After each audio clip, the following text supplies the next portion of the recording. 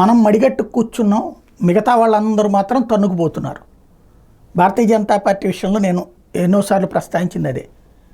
ఓ పక్కన ఎవరిని చేర్చుకో వైఎస్ఆర్ కాంగ్రెస్ పార్టీ వాళ్ళు అన్నది ఊకదంపుడు ఉపన్యాసాలు, భారీ ప్రకటనలు ఇచ్చారు.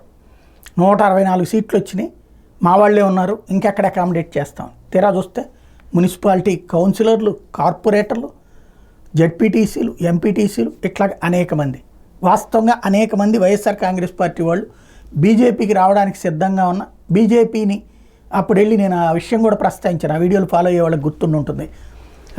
ఏది అసలు వీళ్ళిద్దరు వెళ్ళి చెప్పి రావడం ఏంటి, మేము చేర్చుకోమని, ఎవరైతే విష్ణుకుమార్ రాజు వీళ్ళు వెళ్ళి మేము చేర్చుకోమని ఎట్టబడితే అట్ట అని చెప్పి వచ్చారు. అసలు వాళ్ళకి ఎవరిచ్చారు హక్కు ఏంటి అన్నది పట్టించుకోలేదు. ఈ లోపు ఏమైపోయింది, చాలామంది అటు జనసేనలోనే చేరుతున్నారు, తెలుగుదేశంలోనే చేరుతున్నారు.